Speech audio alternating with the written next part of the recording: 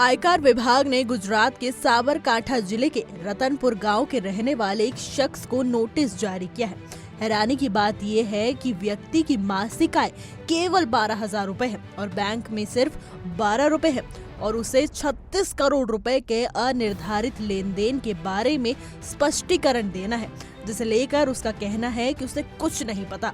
सूचना प्रौद्योगिकी कंपनी में ऑफिस बॉय जितेश कुमार मकवाना ने कहा कि उसकी आय इतनी कम है कि उसे आयकर रिटर्न दाखिल ही नहीं करना पड़ता।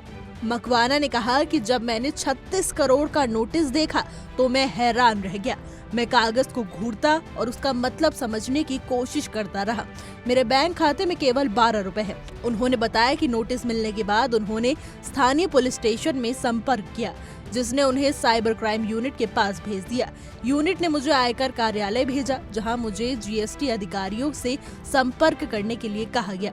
मकवाना ने कहा कि मुझे शुरू में लगा कि गलत पहचान का मामला हो सकता है, लेकिन बाद में पता चला कि ऐसा नहीं है।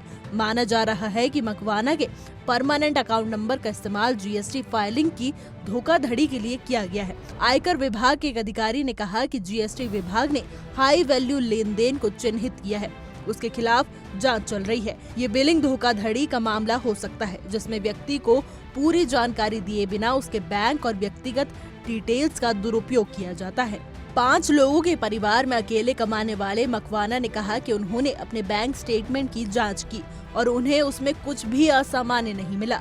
दोस्तों, नोटिस में कहा गया है कि हाई वैल्यू लेन देन एक पोर्टल पर देखा गया है, जो संभावित रूप से जोखिमपूर्ण वित्तीय व्यवहार को ट्रैक करने के लिए केंद्रीय प्रत्यक्ष कर बोर्ड की पहल का हिस्सा है।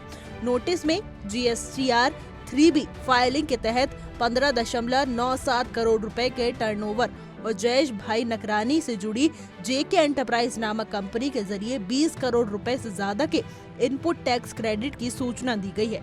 इसमें कहा गया है कि इस लेन देन का ना तो खुलासा किया गया है और ना ही इन पर कोई टैक्स लगाया गया है।